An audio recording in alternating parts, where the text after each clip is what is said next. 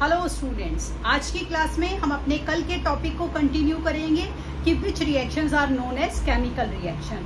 तो कल की क्लास में हमने पढ़ा था कि किस तरह से evolution of gas ensures that a reaction is a chemical reaction. अब हमारा इसमें दूसरा जो हमारा वो आता है कैरेक्टरिस्टिक्स आती है, वो आती है हमारी फॉर्मेशन ऑफ प्रेसिपिटेट। देखिए प्रेसिपिटेट आपका क्या होता है, जो हमारा प्रेसिपिटेट होता है वो हमारा एक ऐसा सॉलिड होता है जैसे कि आपने किसी चीज का रिएक्शन किया और रिएक्शन करने के बाद एक ऐसा सॉलिड फॉर्म हो गया कि जो आपने उसे उठा के बाहर निकाल लिया। तो वो सॉलिड जो फॉर्म हुआ, formation of that precipitate ensures that reaction is a chemical reaction. तो इसके लिए हमने क्या किया, इसके लिए हमने लेड नाइट्रेट का सोल्यूशन लिया। ठीक है, लेड नाइट्रेट के सोल्यूशन को हमने बीकर में लिया और उसके अंदर potassium iodide, potassium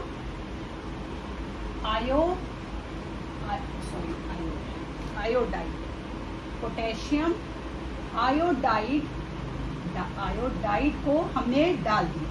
lead nitrate के अंदर पोटेशियम आयोडाइड को हमने डाला तो हमने देखा कि इससे हमारा येलो कलर का precipitate of lead iodide, yellow precipitate of lead lead nitrate जो है आपका बनेगा।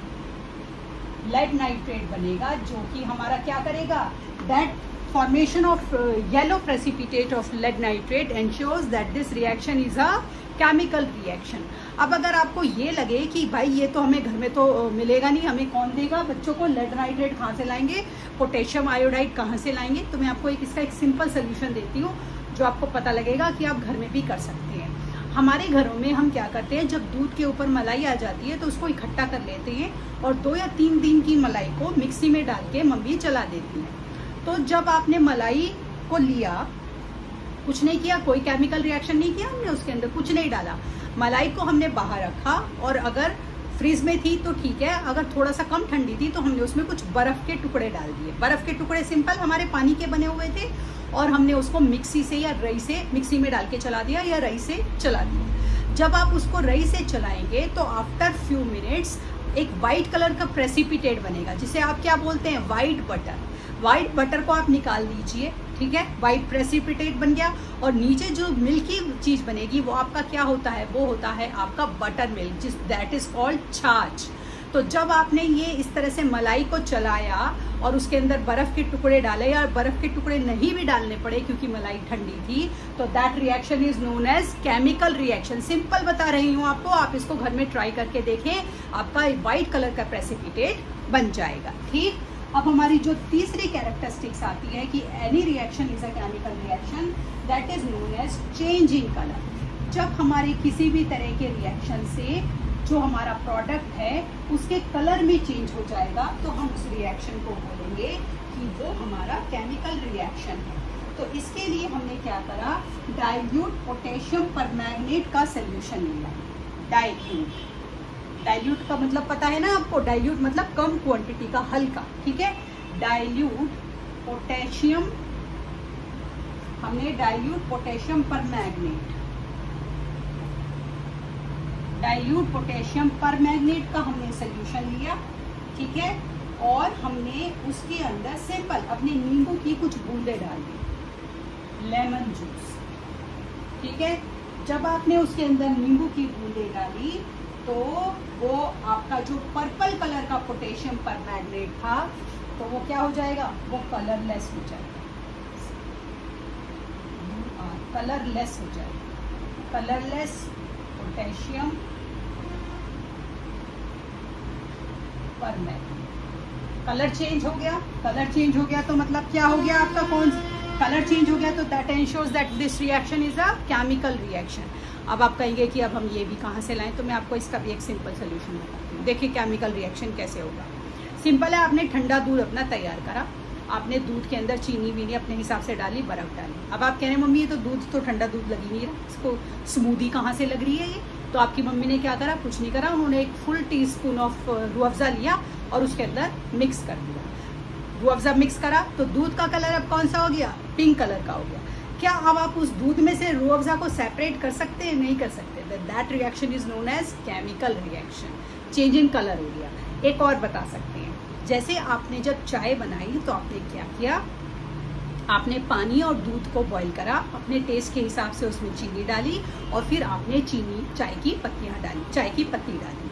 जब चाय की पत्ती डालकर आपने उसको बॉईल दिया तो जो दूध सफ़ेद रंग का था वो चाय की पत्तियों की वजह से उसका कलर जो था वो चेंज हो गया, चेंज इन कलर। तो दैट रिएक्शन इंश्योर्स कि जो हमने चाय बनाई पानी और दूध से और चाय की पत्ती से, so this reaction is a chemical reaction, this is an irreversible reaction, क्योंकि ये दोबारा हमारा रिवर्स नहीं हो सकता।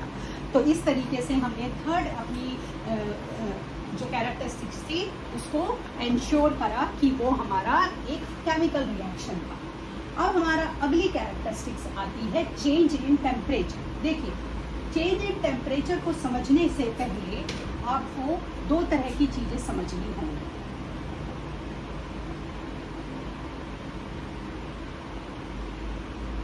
चेंज इन टेम्परेचर, ठीक है, इसको समझने से पहले आपको समझना होगा दो तरह के रिएक्शन होते हैं। हमारा एंडोथर्मिक,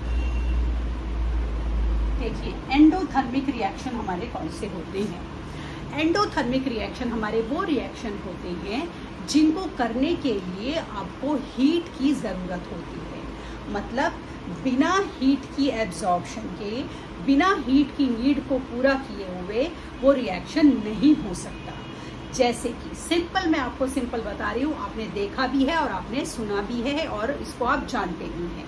जो फोटोसिंथेसिस की हमारी प्रोसेस होती है जिसमें सन की लाइट में हरे पौधे अपना खाना खुद बनाते हैं, that reaction is known as endothermic reaction. क्यों? फोटोसिंथेसिस क्यों होता है बच्चों? वो क्योंकि फोटोसिंथेसिस की प्रोसेस में सन के हीट का जो पौधे हैं वो यूज करते हैं, ऑटोट्रॉप्स हरे पौधे सन के हीट का यूज करते हैं अपने खाने को बनाने के लिए। तो अगर सन की हीट नहीं होती, जैसे कि आफ्टर हम बोले सनसेट हो गया, अब रात का समय है, क्योंकि सनलाइट नहीं है, सन की हीट नहीं है, तो हरे पौधों के अंदर तो क्लोरोफिल रात के समय में भी है, लेकिन क्लोरोफिल होने के बावजूद भी क्योंकि सन की लाइट नहीं है, पौधों में फोटोसिंथेसिस की प्रोसेस नहीं होती रात के समय। तो रात के समय पौधों में कौन सी प्रोसेस होती है? रात के समय पौधों में प्रोसेस होती है सिर्फ रेस्पिरेशन की, फोटोसिंथेसिस की प्रोसेस नहीं होती क्योंकि सन की हीट नहीं है। तो वो रिएक्शन जिनको करने के लिए हमें हीट की ज़रूरत होती है उन्हें हम एंडोथर्मिक रिएक्शंस बोलते हैं। ठीक, आपको मेरी बात समझ आई? इसी तरह हमारे कुछ ऐसे हमारे केमिकल्स होते हैं जब हम उनको मिक्स करते हैं तो उनसे पर्टिकुलर तरह की हीट रिलीज होती है, पर्टिकुलर तरह की हीट उनके अंदर से रिलीज होती है। तो वो कौन से होते हैं हमारे? वो होते हैं हमारे एक्सोथर्मिक रिएक्शन। एक्सोथर्मिक रिएक्शन देखिए कैसे होते हैं, मैं आपको इसका एक सिंपल सा एग्जांपल देती हूँ। जब हमारे घरों में वाइट वॉश होता है तो जो हमारे वाइट वॉश वाले भैया होते हैं वो आपको बोलते हैं कि आप हमें एक बाल्टी दे दीजिए, ठीक है, हम उन्हें एक बाल्टी दे देते हैं। अब जब इस चीज को समझने के बाद आपके घर में वाइट वॉश हो, इसको आप ध्यान से देखना, ऐसा ही होता है। तो वो CaO लेते हैं, कैल्शियम ऑक्साइड, जिसे कि हम बोलते हैं वाइट वॉश करने के लिए जो पाउडर यूज किया जाता है। वो आपसे बोलते हैं कि जी थोड़ा सा पानी दे दीजिए, केमिकल उनके पास होता है जिसे हम बोलते हैं कैल्शियम ऑक्साइड। उस बाल्टी के अंदर वो केमिकल डालते हैं और जैसे ही पानी मिलाते हैं तो वो उसको डंडे से चलाते हैं, हाथ से नहीं चलाते हैं। डंडे से क्यों चलाते हैं? डंडे से उसको चलाते हैं क्योंकि उससे क्या रिलीज हो रही है? उससे हीट रिलीज हो रही है। तो आप देखते हैं कुछ पर्टिकुलर तरह की हीट आपको दिखेगी, आप वहां खड़े होंगे और अगर आप बकेट के बाहर हाथ लगाएंगे तो आप देखेंगे कि जो बकेट है वो बाहर से गर्म हो गई है। क्यों गर्म हो गई है? क्योंकि कैल्शियम ऑक्साइड के अंदर जैसे ही पानी डाला तो रिएक्शन हुआ तो हीट रिलीज हुई। हीट रिलीज हुई तो क्या हुआ? हमारा रिएक्शन हुआ, एक्सोथर्मिक रिएक्शन। तो इस तरीके से जो हमारे दो तरह के रिएक्शन हैं, अभी हम साइंस करने वाले हैं और हम केमिस्ट्री में बहुत सारे रिएक्शंस करेंगे। तो आप देखेंगे एज अ कैटलिस्ट ना बहुत सारी जगह लिखा होता है हीट का यूज करा, हीट का यूज करा। तो जब हमने हीट का यूज करा तो वो हो गया एंडोथर्मिक, और जब हीट का रिलीज हुआ तो वो हो गया आपका एक्सोथर्मिक। इस तरीके से हमारे रिएक्शन होते हैं। अभी इसका यूज मैं आपको कल की क्लास में बताऊंगी, ठीक है? तो कल की क्लास में मिलते हैं और इस टॉपिक को कंटिन्यू करते हैं। तब तक के लिए शुभ रात्रि।